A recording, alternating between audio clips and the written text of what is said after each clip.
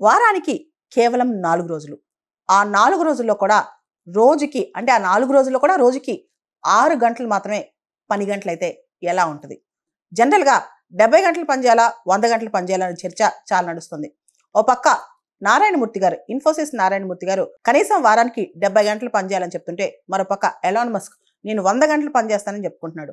ఇంకో పక్క ఫిన్లాండ్ కొత్త prime minister, female prime minister, young prime minister అనమాట తను. సానా మ్యారిన్. ఈవిడ మాత్రం ఫిన్లాండ్‌లో ఇక నుంచి ఒక ట్రయల్ చేద్దాం. వారానికి కేవలం 4 రోజులే పని చేద్దాం.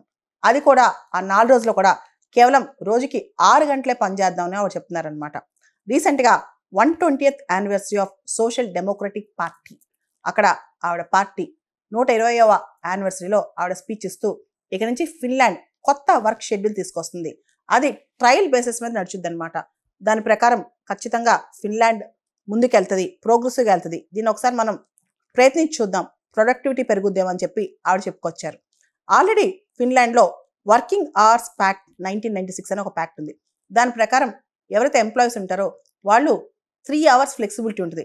ముందైనా రావచ్చు, లేట్‌గానే వెళ్ళొచ్చు. అంటే ఎగ్జాక్ట్‌గా 10కి వెళ్ళాలంటే 10కి వెళ్ళక్కర్లా. 7కి వెళ్ళి పని చేసుకొని 3కి వెళ్ళిపోవచ్చు. లేదా 1 గంటకి పని చేసుకొని రాత్రి 9 వరకు ఉండొచ్చనమాట. అలా 3 అవర్స్ ముందు వెనక వచ్చే ఫ్లెక్సిబిలిటీ ఆల్రెడీ వాళ్ళకుందనమాట. దానికి తోడు ఇప్పుడు కొత్తగా వర్కింగ్ అవర్స్‌లో తగ్గించేసి ప్రొడక్టివిటీ పెంచే విధంగా ఆవిడ కృషి చేస్తున్నారు.